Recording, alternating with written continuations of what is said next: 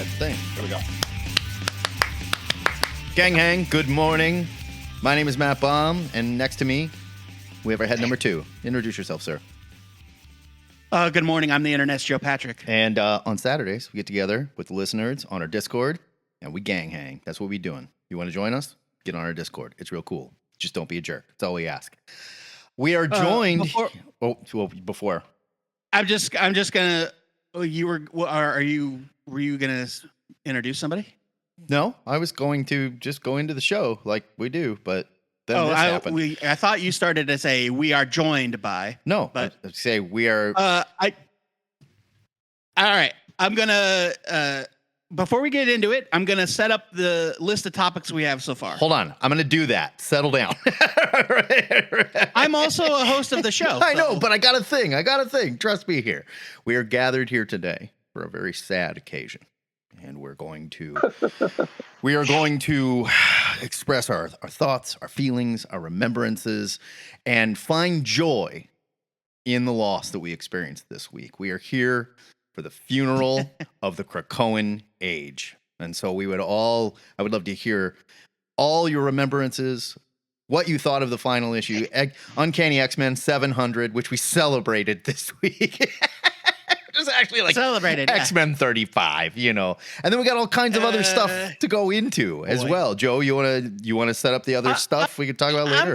I'm gonna have a whole tirade about the Marvel math on this in my review of Uncanny X-Men 700 this week. I just posted everything in the chat too. Feel free to see the chat. Stuff you guys want to talk about as well. I was looking at it in the Gang Hang channel, but thank you for posting it in the chat. So Star Wars The Acolyte premiered this week, a 2-episode premiere. I've watched both episodes. I hope many or most or all have seen it as well. Yes. We've got a new Avengers title coming called Avengers Assemble, ongoing, I believe, until Marvel says that it was a 12 out of 12 maxi series because of sales and jackets. I'll get there. The jackets are Steve Orlando is writing it, and it's supposed to be a return to that kind of traditional Avengers storytelling that we have often lamented losing in the past. For sure.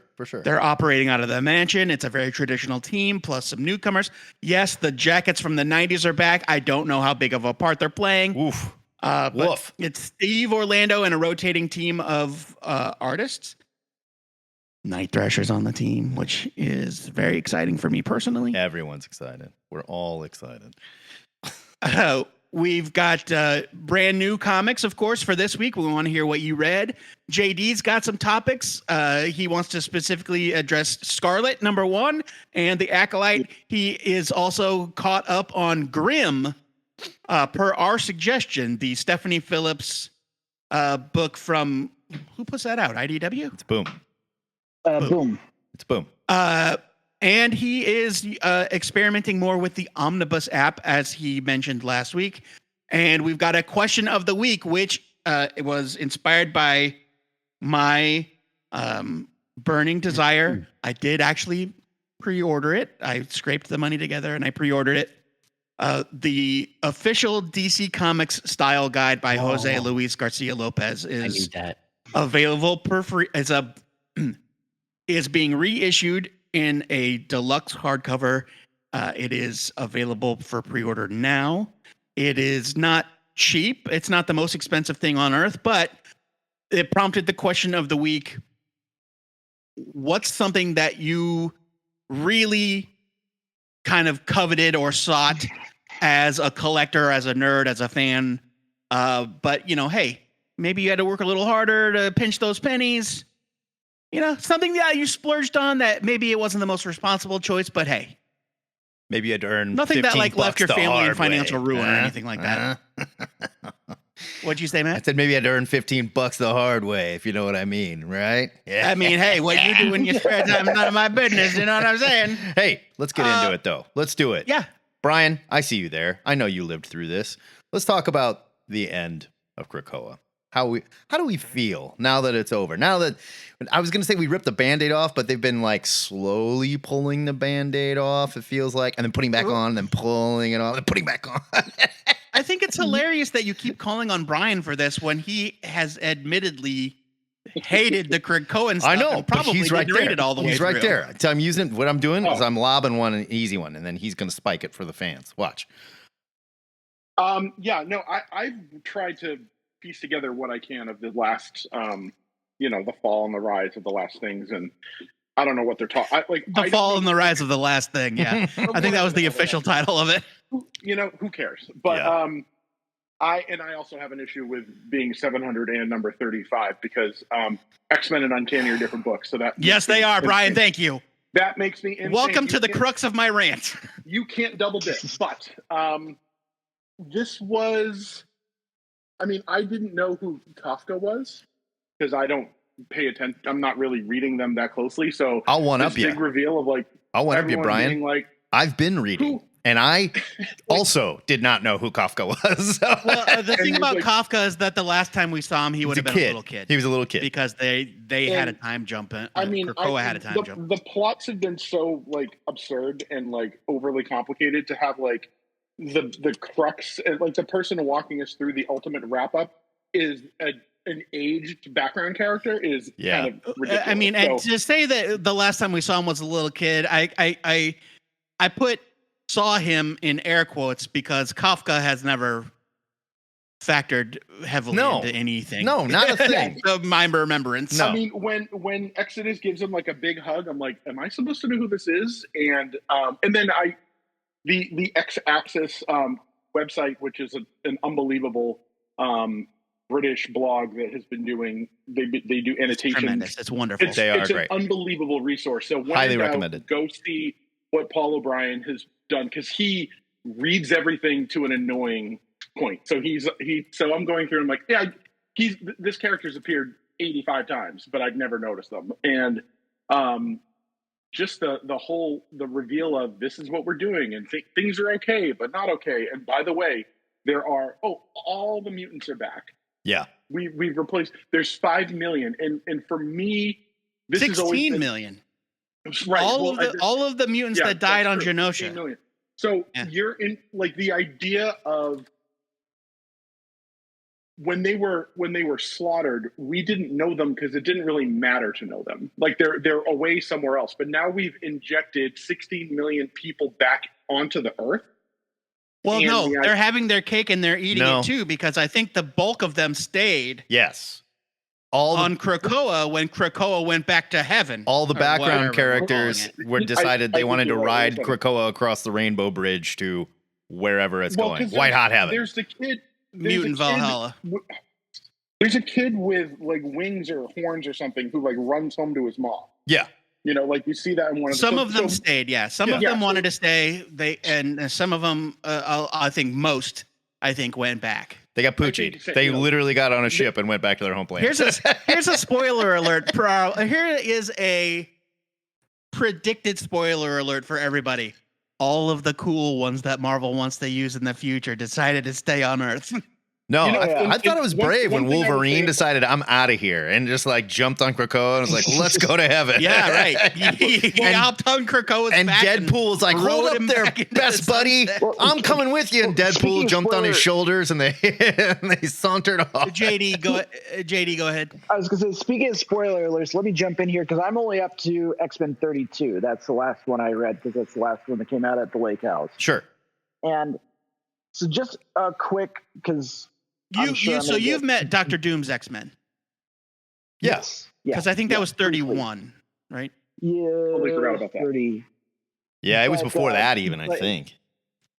And so I'll play my usual Pollyanna routine here and say I'm really enjoying the Fall of X so far. Primarily because one of my favorite things with the X-Men is I always think they're never better than when their backs are against the wall. So I really have been enjoying at least the big strikes against Orcus. 32 was an absolute amazing issue, in my opinion, to read. That was the one with Kitty and Ilyana. Yeah. And, well, and that was JD, so cool. I totally agree with you. I think part of it is when they actually do things, it's really fun to see them do things. Yes, when they actually do things. So much of the last 2 years has been like, there's a line in 700 where he says, where Kafka's like, oh, here's the Quiet Council. And they're like, where is everyone? It's like, oh, we're quiet. Like, you don't ever hear from us. And it's like, the Hickman era was all talking all the time. They never stop talking. Yeah. There's this group of mutants and all they do is talk and debate and talk and talk and talk and talk and talk and talk and talk. And so when you do get those issues of, X-Men action and X-Men, action. Yeah. Like the in Hawks and Pox, the like the one issue that like I really remember was where they have that like the raids on like the Orcus like spaceship, because it was like, oh, it's awesome. That was great. It's Wolverine. Oh yeah, Wolverine and Nightcrawler doing stuff. Like they're doing stuff, and it's not just like it's literally usually that was like the first issue because Cyclops died. Yeah. Yeah, so that's the thing. Like, it might be number and Nightcrawler all died. Yeah, in that issue. And then I was like, oh, yeah, they don't, and that's when we find out they don't remember that they, what they didn't learn, because they weren't able to back it up. They weren't backed up in time. Speaking of reveals, in 32 there was that great reveal of Lockheed that was so much fun. Yes. That was just getting Lockheed where back. he's living with that lighthouse keeper or whatever. Yeah, and the lighthouse keeper's like, something tells me you're used to living on a lighthouse, and that great little callback to Excalibur. Excalibur. Yeah. For sure. Yeah. And you're right, JD. That stuff's fun. I totally agree. While we're reminded of the first arc of Hawks and Pox, it really should have been a huge red flag when Hickman decided that Proteus, it has to be Proteus, right? Because how else could it be? That Proteus can just give people adamantium? Because a resurrected Wolverine should have had bone claws. Right. Yeah. Yeah. Well, and that was my, stick in the mud feeling from the beginning of like, this is so, he's gone through and he's making it work to work. It's not broken, not because it should work, but he's shoving these things together like Gold Ball and like all that crap. He trimmed off that troublesome piece on the jigsaw puzzle piece so that it would fit in that hole. Yeah. Just cut off that one little nub and went, oh, there we go. Now it's an edge piece. Nub, thank you. That's what I was doing what he but needs again, to do. that's storytelling though. Yes and no. You always sure. Pieces that's around the way you need them to in order to make the story work. Yes and no. I would argue continuity comics. Collectively, when we put it all together and like we get to this end where we're summing it all up, it starts to show.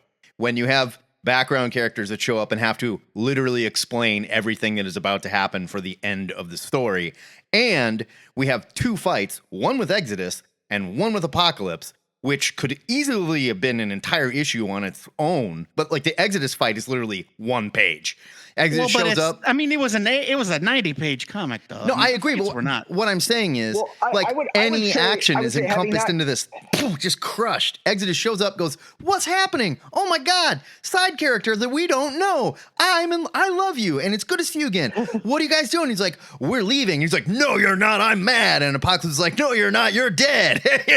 Oh, next. Here's the thing that I think is interesting about the Krakoan era in general, and the fact I think is why it's so tumultuous and why it's so polarizing with the fans is because it's doing something that traditional Big Two comics doesn't normally do. It's ending. Fair. We don't normally get endings in comics.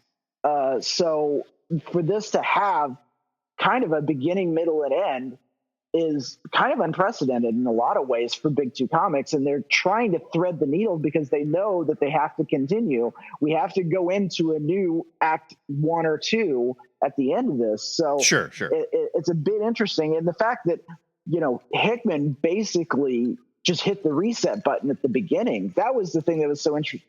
That was my big bugaboo with Krakoa to start with, was the fact that there was almost no explanation of how we got from the end of Rosenberg's run to the beginning of Hickman's run.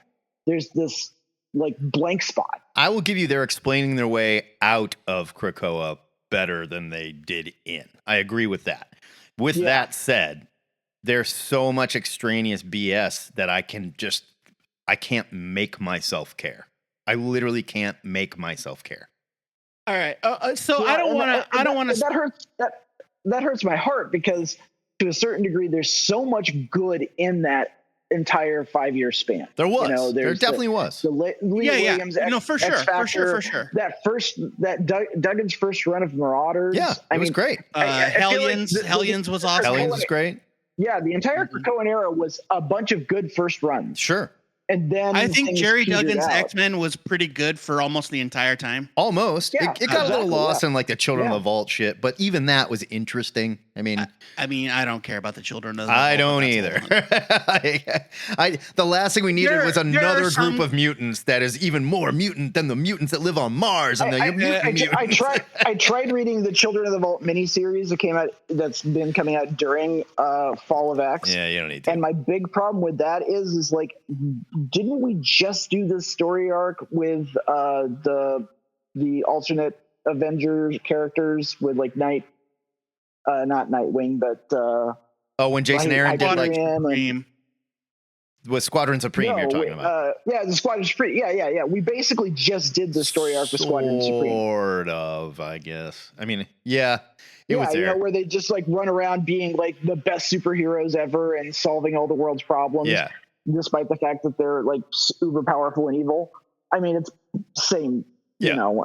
So it's like, I mean, but that's also that's the exact plot of the first arc of Grant Morrison's JLA. I mean, it's a story that people like to go to back time and time again, where it's just like, look at these brand new heroes. Look at how great they are. Look, they're solving world hunger. Oh shit, they're evil white Martians. Yeah. Oh no. Well, to play Brian's part, we care about JLA. We don't care about the Children of the Vault. Yeah, no, that's yes. Like when the Authority did it, we cared about the Authority because they were interesting. The Children of the Vault were just like edgy, like okay. Well, I mean, the Authority weren't also they weren't secretly supervillains, right? Like, but they also could argue the morality of their actions. Yes, but they also weren't actively good evil. guys, you know. So all right, I don't want to keep going on Krakoa for too long because we tend to do that, and it's already 11:24, and it's over. It's but done. I'll say that it went to heaven. Thanks for the spoiler. I appreciate that. No problem. It's not heaven, but yeah, I think that they had an impossible job. Yeah, and I don't know who's to blame. There's all sorts of things going around, like whether it was Kevin Feige. Kevin Feige was like, I never told them to do anything. I'm not in charge of them, you know. Or Bree Vort, but Bree Vort wasn't the editor during Krakoa, so really he just took. He just is inheriting this mess. But that's who we like to blame here. Whether it's Hickman for leaving, who's to say? But I think that the writers, the creators, had an impossible job, especially considering that the originator of the idea didn't come back to do it. Yeah, and I think for what it's worth, Uncanny X-Men, X-Men 35 is pretty good. I think it's a good comic. It's got a lot of good moments. It's got a lot of good closure. The plot threads that they left dangling, they kind of make sense and as things that they might want to address. The biggest questions that we had as far as the bigger ideas like resurrection and stuff like that. Oh, what do you do with a living island utopia that you can't have the mutants live on anymore? Like, these questions are answered. And so, yeah, I mean, for what it's worth, did they have to rush? Did they snip off 1,000 plot threads in one comic book as best they could? Yeah. But is it okay? Yeah, it's an okay. They put a bow on it. I liked it. And they put a bow on it. I'll give you that. They put a bow on it. I'm really excited for From the Ashes. I think the creative teams are exciting. I'm really looking forward to Gail Simone. I love Jed McKay. Yeah. I think all of that stuff looks amazing. I love the idea of a new jumping on point, and I love kind of a back to basics kind of concept. And like I said, the X-Men are never better than when their backs are against the wall, and I think that's Sure, really where we are. And in this next, they in this are, next arc, so and it's they gonna are be good. still. Yeah, they Right? definitely are. 'Cause Yeah. mutants went from being hated and feared to tolerated to basically loved to hated again and then hunted in the streets and murdered like dogs. Yeah. Because we can't do anything like in half measures. Everything's got to be the most extreme. Like, it's like, okay, people don't trust mutants anymore. So now we put the Nazis in charge, Right. the mutant Nazis in charge. Right. And we're just letting them call the shots, not only in America, but in Canada and all over the place. world. Yeah. Put the Nazis in and charge. They're like, oh, well, don't you guys maybe want to take a little bit closer look at what they're doing to these, like, no, it's fine. I'm sure it's fine. Well, even better, Captain America was like, hey, this is a bad idea. And everyone's like, shut up, Cap. Right, yeah, exactly. Wait a minute, you love Captain America. Like, not what's more, today. they had their own Captain America. They had the evil Steve from Secret Empire. Yeah. But that came and went so quick. Oh, it man. really did. And they like literally they literally like gloss over it so fast. Oh, yeah. And for a while, they're like, who is Captain Krakoa? Who is? Oh, my gosh. Yeah. Wait till you find out. Fart noise. They sewed Cyclops' eye shut in this like grotesque thing, and then they're like, "Oh yeah, we're doing something else now." Mhm. Like, Yeah. snip those things, let them back out. I have one more comment about the issue itself, and plot wise, it was fine. I thought it was a reasonable read. It was like whatever. I got to the end, like great, like that. It was at this point as clean as it can be. Yeah. And we get some cool, like there's a John Romita Jr. page where it's like Colossus and Apocalypse. And Yeah. there's like these like really very funny and cool Nightcrawler and Wolverine stuff. And Nightcrawler and the Apocalypse was brutal and like the coolest thing he's ever done. But you get to the end. Oh, the thing Nightcrawler did was woo. Yeah, it's great. And it's like a funny joke and it totally works. But you get through this whole thing and Storm's there and all these, but like there's no Rogue, and like she really is so important to the last, like the 80s and 90s as Rogue. Like she was such a linchpin of the team and like for so long, and to not have her in it, like and I don't really care about Gambit being there, but you get to the end and it's all the mutants standing there and like, you know, they're watching the island, you know, go to heaven or whatever, you know, whatever they want to call it. And they're not there. And it's like, it stood out so much of like, you got to have them there. I didn't think about that. I forget where they are. I didn't think about who wasn't in there. The story I totally at forgot. This point, though. But you're right. I didn't notice that they were missing, but they've also not been really front and center in any of the X books because they've been off doing their own thing. And like I get that, but like put them in there. Like, right. Yeah. No, I understand what you're saying. Because at the end of, if you think about the end of the Hellfire Gala with all like the murders and Nimrod, like she's the one that goes for help. Right. Like, you know, like she leaves and she goes to find the Avengers and like she, or you know, Steve Rogers, like she's literally flying back and forth trying to like facilitate and like manage all these things. And she's going to be a new team leader. Like to not have her there is an oversight when there's so much stuff in it. But we had to feature Kafka and Tempo. But what about all the weird Z-level mutants that we needed to see, Brian? Well, and it's funny because like, it's an editorial thing, and it's not really a big deal. But you see the whole thing, and like Forge is there on the island. Yeah. But then he's also in one of the inset pages, like having like a he has like a psychic nosebleed kind of thing. It's like they did that. Oh, that was a flash forward to the new X-Force book. They're like, oh, the new thing's happening. Yeah, like that page was like, here is sort of a peek at what these other books are going to be, because it was like, here's Havoc sitting in the gutter for some reason, and on the wall behind him is a poster for X Factor with Angel's pretty boy face all over it, and it's like, oh, okay.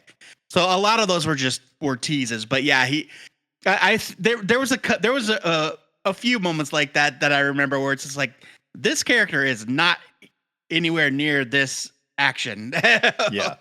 But I thought, they did a bunch of like big name guys came back to draw a page, like Brian said. It was cute. Ramita Jr. Walt Simonson did one, and it was essentially the original X Factor versus Apocalypse. Yeah. It was fun. And I thought that so, was yeah. John Romita on.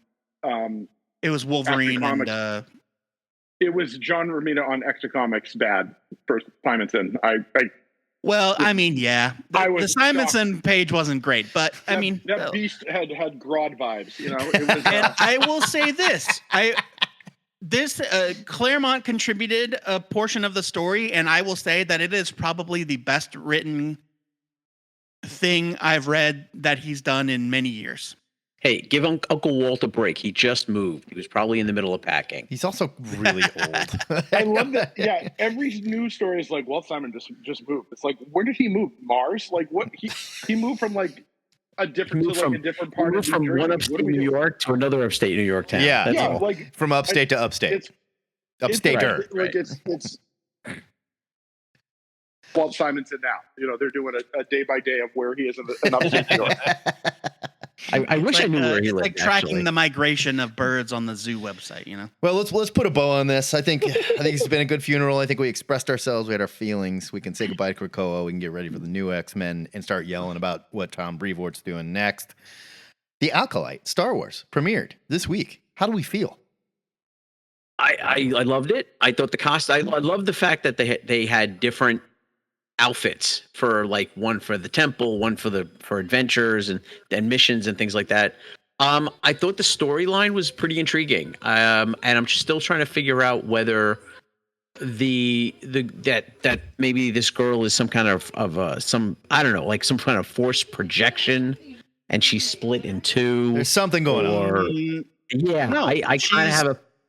No, it's her twin sister. They've said it. No, show. agreed. No, but yes, there's something going on with the twins. One There's is something else bad, going on. one is good. There's something going on there. Yes. Yeah, because one of the twins was like the bad twin was like, but she's dead, and Right. you know, Saul was like, no, she's not. I rescued her. We thought you were dead. Yeah. So I think there's some kind of forced projection thing going on here.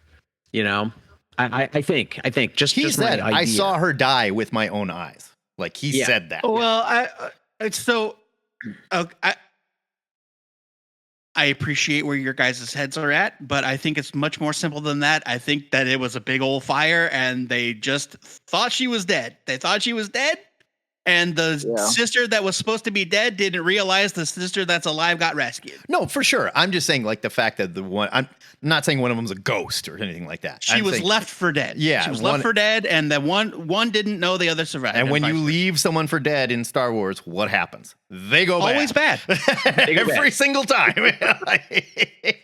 Well, speaking of dead people, one of my biggest problems with the show was the fact that in the news and doing all the morning talk show rounds and everything else was Carrie Ann Moss, and she was in the show for what, 5 minutes? Yeah, I was kind of surprised. I kind of love that. I kind of love that because I think flashbacks. Say what? I think that's true too. I think that's true too. Trevor, what'd you say? There's going to be flashbacks. They said that the whole show is basically like a Rashomon scenario where there's like we're going to see what happened. Yeah. Yeah, That's fun. That was Carrie Ann Moss. That was Carrie Ann Moss. Back. I liked everything about her character. I loved her fighting style. Yeah. And the way they choreographed that fight. She was great. I loved how both of the Jedi that we see, the masters that we see in action, barely moved. It's great. Yes. Yeah. They barely moved. It's great because we're getting away from, hey, I'm George Lucas and I can, like, make them flip and jump and fly around. Like, no, Jedis are smooth. You don't need to do man. that. Yeah, yeah, they have the down. Force. They don't need to do that shit. Totally. I love that mechanism they do or the trick they do in shows where a famous person shows up and you're like, oh, they're obviously the bad guy, or like, here's your main character. And like, nope, they died. Whoa.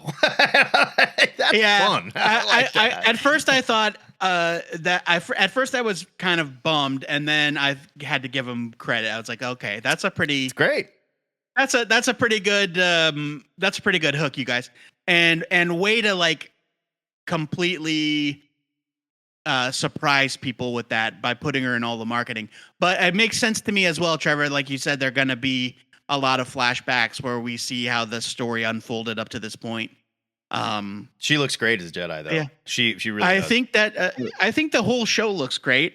I think that it is probably like the horniest Star Wars has ever been, because they've got they got sexy people looking sexy, doing sexy stuff. Well, they're not especially doing sexy stuff. Yeah, but I was you like, know what I mean? maybe we watched two Right. different shows.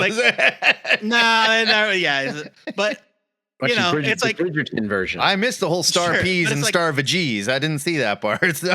it's like, you know, I haven't seen I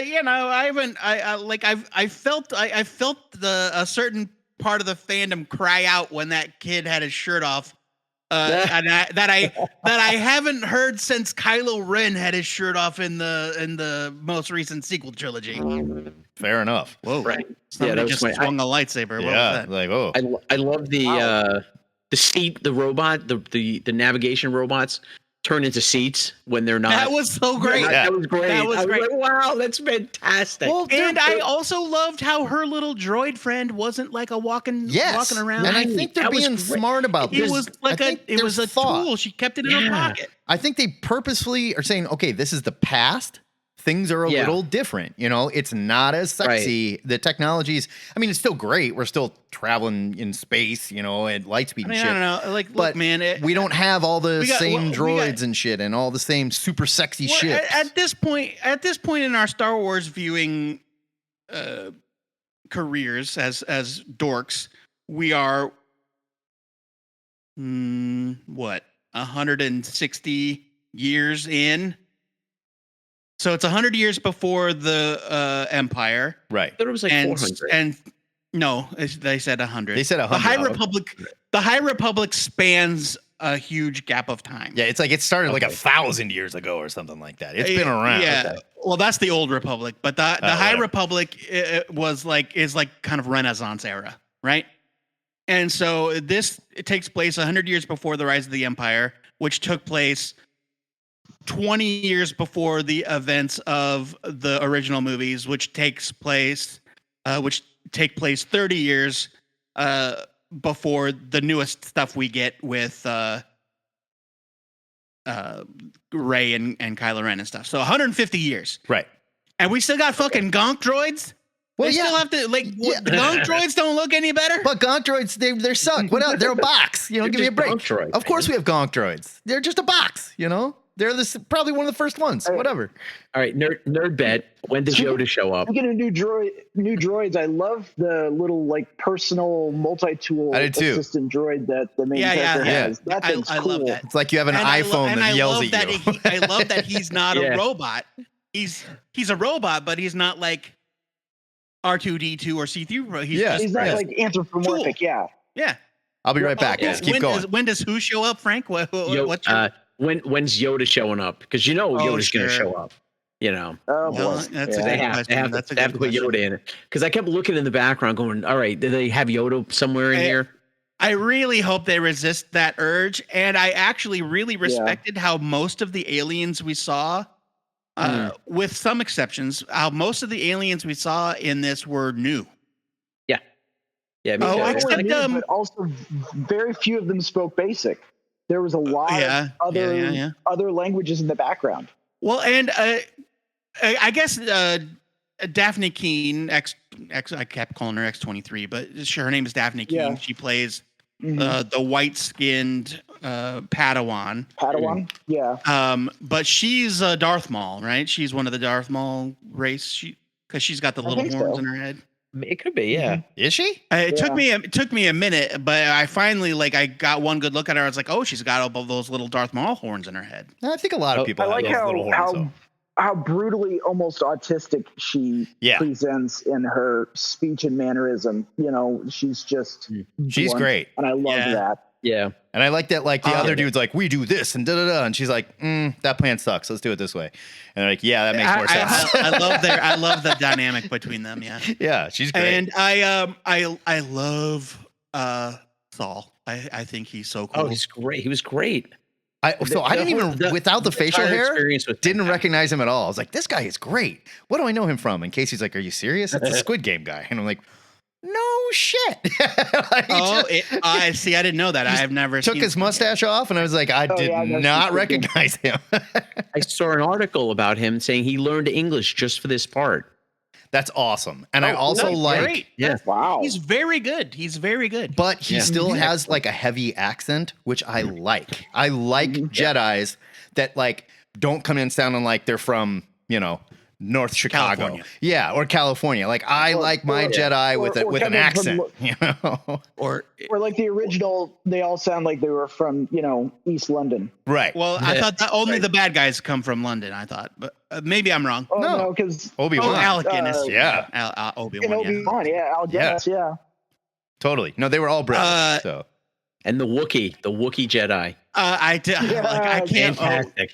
When the Wookiee used the Force, I was like, I had this this like visceral feeling shoot up my spine. I was like, oh, that's awesome. Yep. the one thing that was badass. that hit me, and I don't know if they've learned a lesson or they just have the right showrunner or the right director, but at no point in these first 2 episodes did I feel like someone was holding my hand and guiding me through a Star Wars ride with all your best friends and all the music you remember, kids. See? Like, they're just telling a story.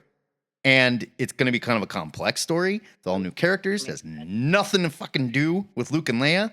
Thank you. Like, just tell me a Star Wars story. And you don't have to smear every character I've ever seen onto the screens. Like, Boba Fett, Obi-Wan, Yeah. yay. Well, and we've had 2 episodes, and we've seen 2 people draw lightsabers, and we've never seen any lightsaber hit another lightsaber. Yes. Yeah, they didn't sword fight at all. No. Right. Just blocked a couple things. The lightsaber goes away. And I like that. That's what Jedis do. And I also like the whole, when she said to Carrie-Anne Moss, At one point, you don't draw your at one lightsaber unless point you're going to kill somebody. or unless you're going to light up a cave, because I was going to point out that Yeah. the one Or, young yeah. knight, I think he literally pulls his lightsaber greatest just for flashback. light. Yeah. He's walking around with like a torch. And that's the thing about the High Republic is that it's weird because I think that they're fudging, or at least they're rewriting the extended universe continuity at this point, because if I'm correct me if I'm wrong, but I believe that they're saying that this show is going to be the origin of the Sith, which makes no sense. I don't think so. Because we know that the Sith was running around in the Old Republic. I don't think this is the No, in origin. the timeline, the Sith were supposedly wiped out in a big war. Wiped out. They're so coming this is back. They're returning. Yeah. It's like a resurgence of the Sith. That's Okay. what my You know what? understanding was. Very as good. well. That's all I need. That's all I need to know. But that's why that Great. dude, her master, is so scary because he shouldn't be there. And that's why everyone's like, who's your master? Yeah. Who's your master? Who taught you this? Great line from May when she walks into the tavern. She's like, "Where's your Jedi?" Yeah. Or walks into the town. Yeah. I'm like, wow, that's something you never hear. And that's like that's Like, where's something. the sheriff. Yeah. Like, where's your That's something that somebody. That's something that somebody pointed out, and I don't remember if it was in our Discord or if it was somewhere else. But they said we're actually. This is the first time we're seeing the Jedi actually being what the Jedi are supposed to be. Yeah. Which is Yeah. peacekeepers, Right. Yeah. not generals. Not walking into soldiers. bars and They're going, acting as cops. this is Jedi business, everybody. Mind your... Shut up. Right. And then the other part where she, as she comes in, she's like, she gets into fighting stance, and she's like, hit me, hit me with your whatever you got, and everyone at the table just laughs. Yeah. It was like, yeah, right. Come on, give me a break. And then she proceeds to, beat the shit out of the entire bar. Yes. Her fight choreography is great, by the way. To Frank's comment about where's your Jedi, it's almost like Carrie-Anne Moss was like the sheriff of that planet. Yeah. Which I think is kind of a neat way to think about it. I also really like, I don't want to keep saying that I liked it because I was bummed that she died, but I liked that that girl had no chance of beating Carrie-Anne Moss. And the only way she was able to kill her was by making an attempt on the life of an innocent person. Yeah. She's Yeah. going to kill Yeah, Yak yeah, Face. yeah. And It was it- capitalizing like on the compassion. Right. And if Carrie Ann Moss had just let that dagger go, she'd be alive. Instead, she chose to save him instead of herself. Yeah, but And then I his thought that weird was great. puppy alien kid wouldn't have a dad, you know? Come on. I mean, yeah. Exactly. He looked up like, ah! I like that we're avoiding the cute so far. That was the only cute thing that happened. Because like all the other shows have been like, oh, if you think that alien's cute, wait till you see this cute alien, and then look at this little cute Right. alien. Like, Right. We settle all have down. a Baby You Yoda like- situation. If you liked Ewoks, wait Yeah. till you see boards. My favorite part of like Star Wars is the ugly side of Star Wars, the weird looking aliens, and I don't need them all speaking English. And I like that a lot of the aliens in this just spoke alien gibberish. You know, JD said that when you left love the it. room. Yeah, he said that a lot of them didn't speak basic. They spoke in their own languages. Yeah. now the people, I Yeah, can't remember and- the alien, the trade whatever aliens from the Star Wars I don't give a shit about. The Trade Federation. They guys, spoke yeah. English, right? In the original movies. They all In the prequel. Yeah, they spoke with the offensive Asian accent. yeah, They with an spoke in Asian, a that's right. Terrible Yeah. Asian stereotype Yeah. accent, yeah. Yeah. Well, you know. Yeah. I also Which really and loved- to Lucasfilm's credit, they were like, okay, that was a mistake, and they don't do that. They haven't done that in any other appearance since then. They haven't, but I will say, just like with the Jedis, where I like an accent, I'm not saying you need to lean into like something racist, but when your alien sounds like it's from Northern California, and it's like, what's going on here? Hey, hold on, this is a bad deal. You know? So, Yeah. so Somebody's mom. who is the green-skinned Jedi that's kind of like Saul's superior? I don't know. Like the captain. Yeah, she's a like the badass. captain of the She is. She's like one of the main protagonists from the novels that they've been releasing, and okay. I guess she's like Okay. 100 or 2 years old because the novels take place long before this series. Okay.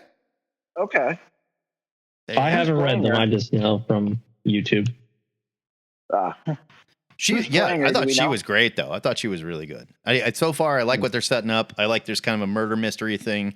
I like the play on the two sisters and where they're going to go with this. Mhm. It seems like they're not holding our hand and they're just telling a good story and doing it with the trappings of Star Wars, but the right way. You know, we're not seeing I was really massive relieved- lightsaber battles right out of I was really relieved. I was really relieved that we got out from under the whole thinking that our protagonist was the bad guy, because that trope can be drug out sure. for way too long. Yeah. And I'm really glad Saul was immediately like, I believe you. Although And then immediately the next thing that happened was they had her in custody and another thing happened. And then they're like, oh yeah, everyone kind of believes her now because it would have been impossible. well, sure. But we all keep in mind, we work in the future on a spaceship, and they're like, where were you last night? She's like, I was here in the spaceship. And they're like, we don't believe you. And like, oh yeah, well, you know, spaceship shows I was right here. They track stuff like that. Nope. exactly. Our spaceship doesn't do that. You could have been anywhere. Well, because it was, it was frowned upon that she was doing that job. No, I get and that. that No, was something under the- I liked under as the well. table. no, That, I'm saying the fact that they couldn't just like check the ship log to be like, only yes, she droids was are here supposed doing to the be job. on the outer you know? hull. Yeah. Yeah. They technically weren't supposed to have mechnics. Right. They were supposed to be Mechnic, using right. astromechs. So they were probably hiding her. or But something. it's kind of like having undocumented workers on your ship. Yeah. You know. Yes. Right. So the character's name, to answer JD's question, the green woman who was like the captain or whatever, her character's name is Vernestra Rowe, or RWOH, however you pronounce that. And she's played by Rebecca Henderson, who was in Russian Doll. Oh. Okay. 10 episodes of Russian Doll, so I guess like all of Russian Doll. Yeah. She was also in the I think she was the Russian doll. movie. No, Sure. that was Natasha Lyonne. She was in that that horror comedy Werewolves Within. Oh yeah. That was fun. With Sam Richardson from I Think You Should Leave. That was a fun movie. So yeah, That she's has, been in Milana some Weintraub. stuff. Yeah. So the Acolyte, we feel good. We're on board. We feel I good. feel good. I really liked it. I'm looking forward to more. Yeah. It's not like it didn't blow me away like Andor blew me away right off the bat, but I think it's very good. It's definitely better than the last. I think Ahsoka was good. I think Ahsoka they're was trying good, to capture that like somewhere in between Andor storyline and action for the people that were like, "What's this? I want all the action back. This is so boring." Yeah. You know, like I don't buy that. Andor, but I thought Andor was slow, and Andor didn't grab me all that quickly. In fact, I still haven't been able to get into Andor. Yeah. And this was immediately like, oh yeah, okay, I'm happy about this. You know, this I know what's going on, and I do love that we're getting Star Wars without the Skywalkers. Yes. Without like Matt said, without any of our familiar characters, but we're also getting Jedi, but we don't have to learn about the Force. We don't have to learn about lightsabers. We don't have to learn about any of that. It's all preloaded, and we get to see Jedi that are good at what they do. Yes. And we don't have to we're not getting the last of the Jedi. We're not getting the last dregs of the Jedi. Right. Yeah, we're not training anybody. So yeah. No, like now when a Jedi shows up, it's a fucking big deal. You know, like because they're the king shits of the galaxy. Have you guys seen the? Have you guys seen like the clips or from the trailer maybe or stills where they show who I think is the boss of the Sith of the bad guys? It's this it's this kind of skinny, creepy looking dude with a full face helmet, but it looks like his helmet has teeth. It's very creepy. I mean, it's going to be. Yeah, he's scary. It's going to be the accomplice, right? It's got to be. That dude is him. I mean, he's got to be a Darth something, I would assume. No, but I'm saying the accomplice for what's her head's accomplice that made the poison and stuff. The mousy guy. It's got to be him. Right? Oh yeah. Because they even dropped a hint. No. She like did a thing and he stops her. He grabs her and stops her combat. Okay, if he is a mousy little no one, how is he doing that to this badass that can murder Jedis? Watch that scene again. Other part, but check out the other scene where, what's her name? I can't remember the main character's name now. She walks in and she's pretending to be her sister, and then he just walks around and walks right up to her. Sorry. Yeah, Osha, and he walks right up to her and he goes, "You look exactly like her." Yeah, like he knows. Like, huh? Yeah. You're like his tone, his demeanor, everything changes. This dude is, and it's way, he says it after a conversation. But this dude is way more. He's way more. I think he knew the whole time. You think he's gonna pull a Kaiser Sose? I think so. Yes, I think he's good. Yeah, he stops limping and then he stands up straight and walks away. And the most brilliant thing that this dude ever did was convince the world he was dead, or whatever. I think you're on to something there, Matt. I think you're on to something. We'll see. I don't know. I think he's just. I think he's just kind of a scumbag. But in interviews, though, Manny Jacinto, who plays that character, is like, he's just a normal dude. He's just a normal guy. Nah. I mean, yeah, he's doing bad. He's bad, but so at a certain point, you have to be like, okay, stop telling us how not. Yeah. Stop telling us how not totally evil you are. He's way more than we think. Stop telling us how not the villain you are. And he's either. It would be great to have Jason from The Good Place be the bad guy. I wanted him to throw a Molotov cocktail so bad. That's Jason from The Good Place? Yes, that's who that Jason is. From The Good Place. Yeah. I didn't even recognize the apothecary. Wow, okay. The poison guy. Perfect. Yeah, loved him some Florida Jaguars. Blake, he had a Blake Bortles jersey. He's a big fan of Jackson. He was great. And Bortles. Throw a Molotov. Throw a grenade. That would have been awesome. All right, we got a few minutes left. Steve Orlando has a new Avengers lineup. It looks very 90s to me. Now, I love She-Hulk on the Avengers. I think Hercules should be on every Avengers team, personally, because I love her. Well, hold on now. Let me go back and find that post, because I don't know how 90s it's looking. The jackets.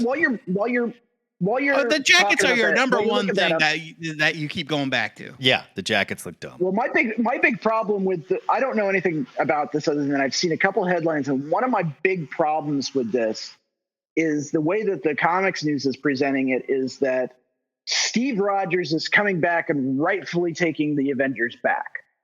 No. That's This is like separate from the. that's This the is news. separate. No. This is separate Oh, from okay. this is the main Avengers, like the big time, end of the world Avengers squad is still operating out of their weird alien floating city. Yeah.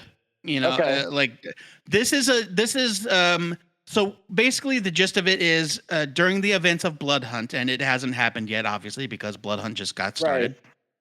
Right. Yeah. Steve is going to have to assemble this kind of like ad hoc team of heroes to fight, and this is kind of inspired by that. It might even be some or most of the same characters. It says here,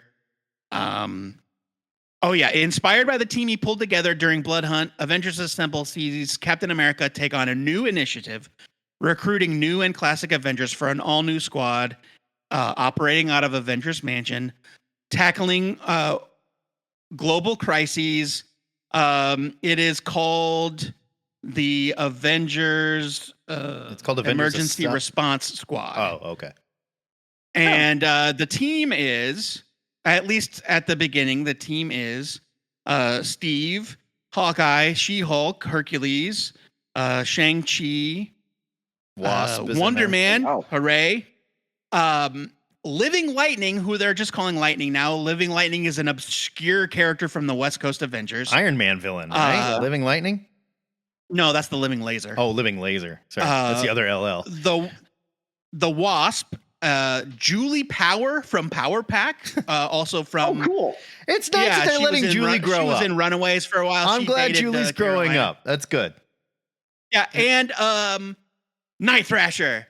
That's why I was so excited. Yay. Night Thrasher, and one of like the thing. And Matt keeps making jokes about it, and I get it, but I think that he underestimates how much people of a certain age really loved the jacket era Oh, of the God. Avengers. And it's because the press release makes a point to note that the team jackets are back. Woo. But yeah, so this is so what they're saying is that this is a more traditional Avengers comic in the vein of the old style. Sure. Where they're in the mansion, like maybe even Jarvis will be there. I don't know. And I've been yelling for that. And- I'm sick of the Impossible City. I'm sick of Celestial. Like, yeah, just and operate they'll on the be mansion, tackling please. like earthbound crises around the globe. Yeah, But we're still gonna have Sam Wilson and Carol Danvers and Thor and Black Yes. Panther. Yeah. I mean, and Iron Man on it. 100%. Yeah, big right. Like when somebody is coming to end life on Earth, that's you call Carol, and Yeah. Carol and Tony. They've got their Thanos fighting group. This is not a group that fights Right, Thanos. right. This is a spin-off Night Thrasher's series. on the team. Night Thrasher and Hawkeye. yeah. They're like, these people have no business fighting anybody tougher than, like, I don't know, Crimson Dynamo. I guess That name might a even be villain that's Crimson Dynamo might even be a lot. Well, look, I mean, Hawkeye's fought tougher, but maybe the Melter. Like, they're not maybe the gonna fight- Melter. They're not out there fighting apocalyptic threats. Is my point. Yeah, maybe Paste Pot So- Pete, the Trapster. Like you can deal with him, hey. right? I am excited about the creative team. Although I didn't catch the artist, but Steve Orlando, I love what he's been doing with Rotating Scarlet Witch. artists. Orlando's based on been story great. Arcs, I assume. Yeah, Orlando's Scarlet Witch stuff has been great. And the Scarlet Witch Quicksilver thing was just hilarious. It was great. And they did the Quicksilver has been such a the thing I dick love for about so the Scarlet- long. And now they're like sort of The thing explaining why and loosening him up a little bit. One of the things that Steve Orlando's Scarlet Witch book did that I thought was so impressive was something that we usually groan about, which is bringing an MCU character into the 616 with Darcy. Kat Dennings with Darcy, and I thought she slotted in perfectly. Well, and she had been around though. Yeah, and I want to see more No. of Darcy, first appearance of Darcy in comics was in Scarlet Witch. Was it? Okay, I Yes. thought she'd been around Yeah. briefly before that, but I didn't mind it at all. I didn't mind her at all. And you need someone like Darcy. Because Darcy is a normal person. There's Yes. that's an easy character to add in. And if it's just the Scarlet Witch and Vision talking the whole time, oh my God. Yeah. I couldn't be less interested. But when you Matt's have got an irrational or just hatred for the Scarlet Witch Vision. and Joseph, or Scarlet Witch and Quicksilver for that matter. Yeah, what she did in that first issue of Scarlet Witch and Quicksilver, basically playing like sibling therapist, was pretty impressive. It was, and it's the thing that, think about what she did. It's a thing that all of us, maybe readers like me, who are constantly like, Jesus Christ, just get over yourselves. She just broke it down for him. Like, yeah. You guys ever notice that you always do this? Is an underrated role in books. Yeah. All right. Well, before we close up, I have two real quick things to say. I don't want to ignore JD's request to talk about Scarlet. Scarlet #1 came out this week from the Energon universe. It's fucking great. It's so good. Mm-hmm. Kelly Thompson writes it. I forget the name of the artist, but yeah, phenomenal stuff. We lost Matt Baum visually, but he's still here. I just turned my camera off. It's being weird. I don't know what the deal is. Yeah. So pick up Scarlet if you have any interest in G.I. Joe whatsoever. Even if you don't, it's a really great kind of spy comic. It's a lot of fun. And then the last thing was my friend Joe McCampbell, Joe M. If you follow me on if you know me on Facebook, you've seen me post these stories about Joe M., who is a guy that I worked with for several years. Are these the Tales from the Cubicle? Tales from the Cubicle, yeah. Joe M.